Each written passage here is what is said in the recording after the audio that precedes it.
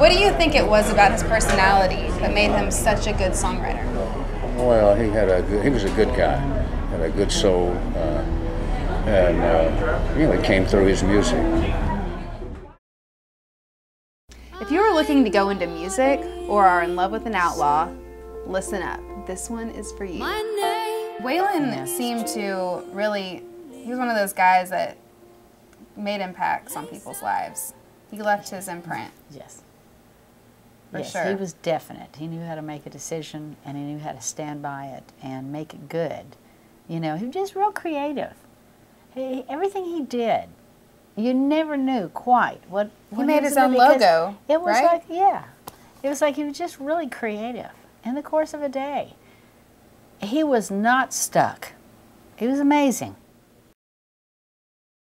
I am here with Emmylou Harris, who is on this tribute album, Jamey Johnson, Living for a Song. And we were just talking about the song that she sang, Don't Touch Me. Right.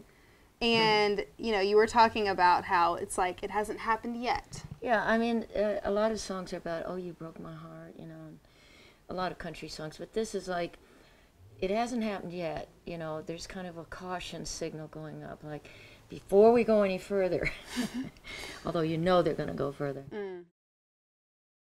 I am here with Mr. Mickey Raphael, who has been on the road with Willie for 39 years playing harmonica. Since 1973. Since 1973. And he's just pretty much the most in-demand harmonica player there is in the music business. In this room, anyway. In this room, for sure.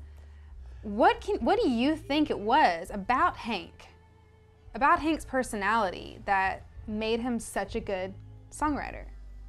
That is, well, I don't know, he saw things. I mean, songwriters, I think, know how to listen. First off, they listen to what's going on around them. They're really aware. And maybe they just don't hear certain things the way you and I would hear it. You know, because somebody will say something and they'll hear a song title or a line in a song that may just completely go past, you know, you or me.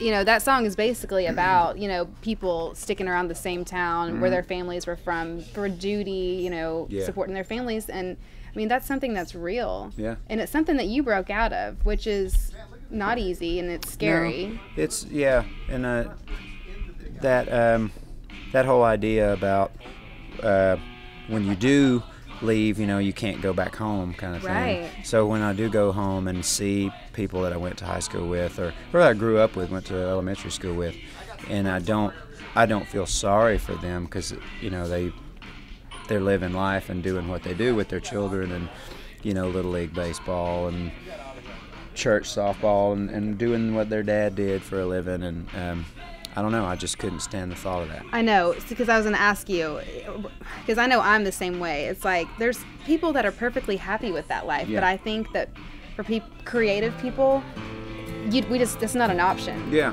So you've got to go make something of yourself because you don't really have another choice. Yeah. You know? Some people have just that wanderlust. Exactly.